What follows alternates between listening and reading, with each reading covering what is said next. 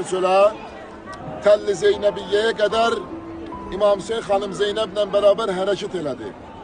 Təlli Zeynəbiyyəyə çatanda İmam Hüseyin əleyhissalam xanım Zeynəbə dedi ki, bacı sən buradan o tərəfə getməyə ixtiyarın yoxdur. Çünki qabaqda döyüş gedir, həmin o Təlli Zeynəbiyyə sabahları ziyarət edəcək. Bu hərəmin o tərəfindədir. İnşallah dövr eləyib oranı ziyarət edəcək. Təlli Zeynəbiyyədə xanım Zeynəb salamullahi aleyhə dayandı. İmam Hüseyin əleyhissalam hərəkət elədi, meydana daxil oldu. Və İmam Hüseyin əleyhissalam meydana daxil olanda İmam Hüseyin əleyhissalamı atdan yerə yıxdılar, həmin o qətligah dediyimiz yerdə. Həmin o yerdə ki, İmam Hüseyin əleyhissalamı atdan yerə yıxdılar, xanım Zeynəb Təlli Zeynəbiyyədən qətligaha özünü çatdırana qədər xanım həyəcan və təşviş içərisində özünü çatdırdı ora. Və məktəllərdə yazırlar, xanım Zeynəbin telləri o yerdə ağardı və xanım bir anın içərisində qocaldı. Üçün 71 dənə şəhidin hamısı getmişdi, tək İmam Hüseyin əleyhissalam qalmışdı.